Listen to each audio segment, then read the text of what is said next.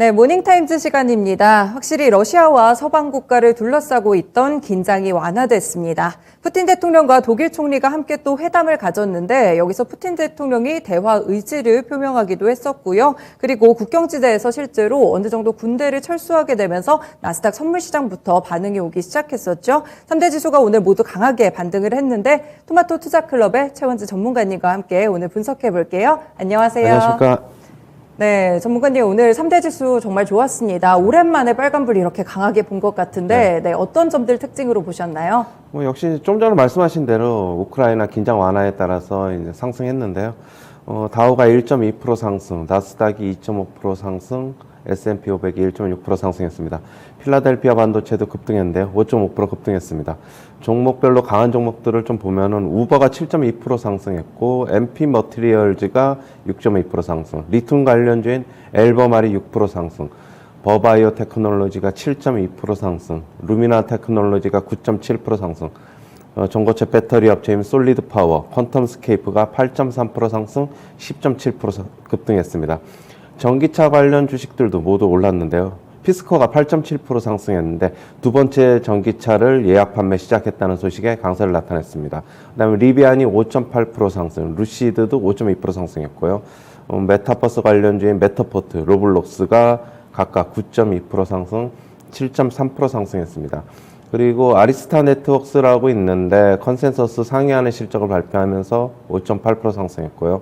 역시 보그워너라고 자동차 부품 주식이 있는데 6% 상승했는데 컨센서스 상회하는 실적을 발표하면서 상승했습니다. 그리고 전기차 충전 관련 주식들이 모두 급등을 했는데요. EV고가 6% 상승, 블링크 차징이 7% 상승, 차지포인트 홀딩스가 14% 상승했습니다. 그리고 반도체주들이 어제 굉장히 강세를 나타냈는데요. 엔비디아가 9.2% 상승, 마이크론 테크놀로지가 6.8% 상승, AMD가 6.3% 상승했고 반도체 장비 주식인 엠코 테크놀로지라고 있는데 14.4% 급등했습니다. 나머지 반도체 장비주들도 괜찮은 모습을 보였는데요. 어플라이드 머티리얼즈, KLA-덴코, 그다음에 램 리서치 등이 모두 6%대의 강세를 나타냈습니다. 어제 리오프닝주들이 모두 이제 괜찮았는데요. 특히 항공하고 여행주들이 아주 강했습니다. 항공주 중에서는 델타 항공이 6% 상승, 유나이티드 항공이 7.6% 상승, 그 다음에 아메리칸 에어라인이 8% 상승했고요. 여행주들도 굉장히 강했는데 익스피디아가 7.5% 상승했고, 노르웨이지안 크루즈가 지금 7% 상승, 카니발이 6.7% 상승했습니다. 그 다음에 어제 이제 타워 세미컨덕터라고 하는 반도체 회사가 있는데 인텔이 인수하기로 했다는 소식에 42% 급등을 했고요. 버진 갤럭틱이 32% 급등을 했습니다. 우주여행 티켓을 판매한다는 소식에 급등을 했습니다. 1월 생산자 물가지수 PPI가 발표됐는데 전년 대비 9.7% 상승했습니다. 시장 예상치로는 9.1%였고요. 12월에 9.8%로 역대 최고치를 기록했는데 거의 근접했습니다. 전월 대비로는 1% 상승했고 전월 대비로 시장 예상치로는 0.5%였습니다. 그다음에 음식료와 에너지 업종 에너지 가격을 뺀 근원 PPI는 6.9% 상승했고 그다음에 전월 대비로는 0.9% 상승했습니다. 모건 스탠리는 현재 지금 인플레 다음에는 경제 성장세를 둔화를 경계해야 한다 얘기를 하고 있습니다. 소비 심리가 악화될 수 있고 지금 인플레로 인해서 제품 가격이 많이 상승했고 그다음에 실질 임금 상승 둔화가 핵심 리스크다 얘기를 하고 있습니다.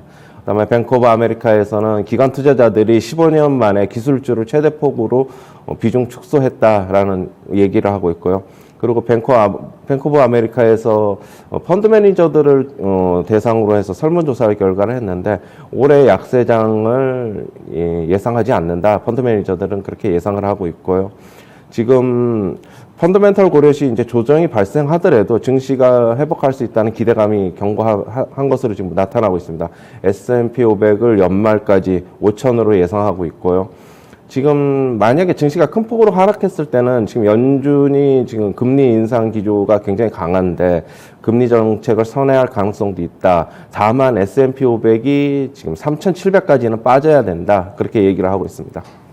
네, 여러 가지 이슈들을 체크해봤는데 확실히 어떤 종목들이 올랐고 이렇게 좀 두드러지는 특징을 보였는지 확실히 나타난 것 같아요. 네, 하나하나 좀 짚어드리면 일단 제일 먼저 볼 이슈는 러시아 침공 예상 하루 앞두고 정말 약간의 러시아가 이제 군대도 다시 한번 철수를 하고 좋은 모습을 보였어요. 그럼 이렇게 미국 증시 반등했는데 국내 증시로도 반등 흐름 이어지겠죠?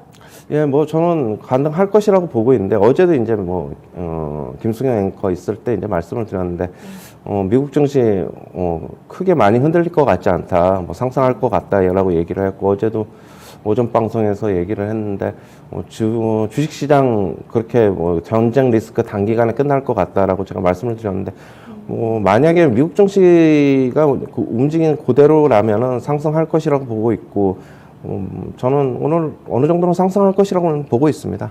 네. 그리고 이게 확실히 리스크가 있었던 부분들이 인플레이션에 대한 압력을 더 키울 수 있었다. 이런 분석들이 굉장히 많았거든요. PPI 지수가 좀 오르기는 했습니다만 그럼 인플레이션 속도에도 약간은 제동이 걸릴 수 있는 요인이 될까요? 어떤 게요? 러시아 리스크가 사라진 부분이요. 유가 급등이나 지금 이런 유가가 부분이 어제 촉진했잖아요. 한 3% 넘게 하락을 해가지고 지금 네. WTI 기준으로 92달러에 지금 마감을 했는데 물론 에너지 가격이 1월에 CPI에 굉장히 좀 영향을 많이 준 거는 사실인데 유가가 그렇다고 해서 저는 뭐 아주 급락할 것 같지는 않고요. 어느 정도 지금 레벨 다운으로 좀 봐야 될 것 같고요. 일단은 제가 저번에 말씀드렸던 일단 WTI 95달러가 조금 그쪽에 이제 고점 정도로 작용할 것 같다고 했는데 약간 95달러 조금 넘어서면서 조금 주춤거리는 양상을 나타내고 있지만은 여전히 유가는 저는 개인적으로 예상하기로는 네. 3월, 4월까지는 조금 이 수준에서 조금 계속적으로 좀 유지가 되지 않을까 그렇게 보고 있습니다. 유가가 살짝 조정을 받긴 했지만 급락세가 나타나지는 않을 것이다. 이런 의견을 주셨네요. 네, 종목별로 좀 보면 반도체 종목들 상당히 강했잖아요. 이렇게 반도체 종목들이 더욱더 강했던 이유는 어떤 게 있을까요? 그동안에 이제 필라델피아 반도체 지수가 굉장히 많이 빠졌거든요. 네. 역시 낙폭 과대에서 많이 올라왔다고 보는 것이고, 네네. 지금 시장을 지배하고 있는 거는 역시 뭐 가격적으로 워낙 많이 빠진 주식들이 반등 탄력이 좀 더 강한 것 같습니다. 그렇게 봐야 될 것으로 보고 있습니다. 낙폭과대 종목들이 오르는 것이다. 그럼 네. 성장주들도 같은 전기차 이런 종목들도 비슷한 맥락으로 오른 건가요? 예, 맞습니다. 지금 리비안이나 루시드 어제 테슬라도 강세였고 그렇게 보고 있고요. 물론 리비안 같은 경우에는 조지 소로스가 2천만 주 정도를 주식을 이제 매수했다는 소식에 어제서부터 오늘 말고 어제서부터 강세를 나타냈고 네. 그다음에 피스코는 개별적인 소식이죠. 같이 이제 전기차 주식이 다 같이 오르는데 피스코가 좀 더 강한 거는 두 번째 전기차를 이제 출시하면서 예약 판매를 받겠다. 그런 뉴스가 좀 더 강한 것으로 보고 있습니다. 네, 낙폭과대 종목들 미국 증시에서 확실하게 좀 반등을 기록을 했는데 그럼 국내 증시도 마찬가지로 이런 포인트로 좀 투자를 잡으면 될까요? 역시 국내 증시도 제가 말씀드렸는데 일단 리오프닝 좀 계속 관심 가져야 된다라고 네. 말씀을 드렸고 그다음에 IT 업종 중에서 반도체 주식 좀 보자라고 얘기했고 역시 낙폭과대 국내 증시에서도 그런데 이제 저는 이제 개인적으로는 우리나라 증시에서 가치주들을 계속적으로 얘기를 하는데 저는 우리나라 증시에서 워낙 전기전자 업종의 비중이 거의 한 30% 정도의 코스피 기준으로 육박을 네, 하다 네. 보니까 네. 계속적으로 저는 이제 반도체 업종을 조금 이제 낙폭과대 그쪽으로 좀 더 집중하는 게 낫지 않겠느냐 말씀을 드린 것입니다. 네, 이 반도체 쪽에서 개별 이슈 말씀 주신 거, 이 타워 세미컨덕터가 이스라엘 기업이지만 나스닥에 상장이 돼 있거든요. 오늘 42% 급등이 나왔는데 인텔이 확실히 좀 파운드리 사업을 강화하겠다 이런 의지를 내비친 것 같거든요. 네. 삼성전자랑 좀 치열하게 경쟁을 하게 될까요? 네, 인텔은 지금 파운드리 쪽에서 굉장히 지금 투자를 많이 하면서 다시 예전에 어떤 그거를 이제 회복하려고 하고 있는데 타워 세미컨덕터를 인수한 것도 그 일환으로 좀 봐야 될 것 같고요. 타워 세미컨덕터가 국내 투자자들에게는 잘 안 알려져 있지만은 영업이익률이 한 15% 정도로 굉장히 꾸준하게 나오는 회사로 굉장히 괜찮습니다. 인텔이 이쪽으로 조금 이제 타워 세미컨덕터하고 이제 어떤 시너지 효과를 낼지는 좀 더 봐야 되겠고요.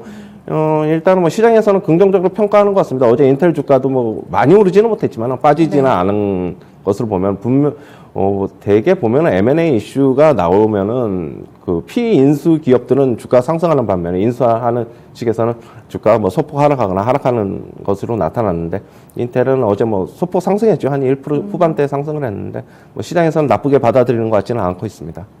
네, 그렇군요. 확실히 인텔의 시너지호가 어떻게 나게 될지 최근에도 투자를 좀 강화하는 흐름들이 포착되고 있어서 이 부분들 좀 보시면 좋을 것 같아요. 네, 그리고 또 함께 강했던 종목들이 리오프닝 관련 종목들이잖아요. 항공주, 여행주 다 좋았다고 말씀을 주셨는데 사실 국내 증시로 살짝 눈을 돌려보면 오늘 또 코로나 확진자가 거의 9만 명 안팎으로 폭증을 했다고 하더라고요. 네. 이런 투심에도 불구하고 리오프닝 관련 종목들 괜찮을까요? 국내 증시에서?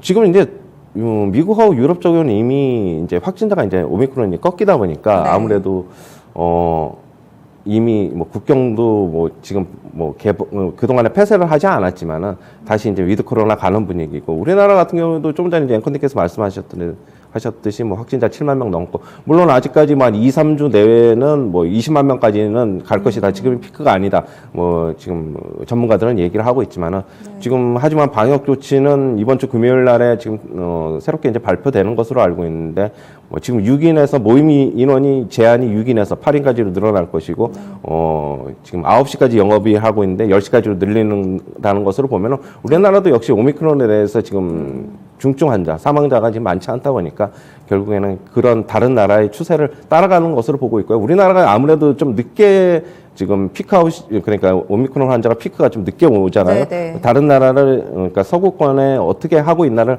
참고 삼아서 벤치마킹 할 것으로 보고 있습니다. 아, 네. 이미 오미크론이 많이 확산이 됐던 서방 국가들 위주로 해서 봤을 때, 확실히 좀 방역을 풀어주는 이런 분위기가 포착이 되고 있거든요. 국내 증시도 비슷한 흐름 보일 것으로 봤습니다. 그럼 이렇게 리오프닝 종목들 오를 것이라고 보는데 어떤 섹터 좀 더 주목해 봐야 될까요? 역시 뭐 제가 계속적으로 얘기하는 거는 뭐 물론 리오프닝 관련주들이 뭐 여러 개가 있죠. 항공, 여행, 네. 그다음에 카지노도 있을 것이고, 화장품도 저기 있죠? 화장품도 있을 네. 것이고, 면세도 있을 것이고, 더 크게 본다면 뭐 엔터주들까지, 뭐 그쵸. 공연 활성화까지 그렇게 볼 수 있는데, 역시 저는 계속적으로 조금 제일 탑을 보는 게 역시 항공 섹터랑 여행 섹터가 되지 않을까, 그렇게 보고 있습니다. 네, 확실하게 풀릴 수 있는 부분들이죠. 항공이나 여행 섹터를 또 추천으로 보셨습니다. 그리고 조금 전에 저희 외신에서도 봤는데 버진 갤럭틱이 32% 급등을 했어요. 5억 4천만 원에 이렇게 또 우주 항공권을 판다고 하는데 여유 있는 사람들은 진짜 좀 구매를 해볼 만한 것 같습니다. 이렇게 상업용 우주 관광 시장에 대한 기대감도 커지고 있는데 그럼 국내 우주 항공 종목들도 함께 좀 들썩일 수 있을까요?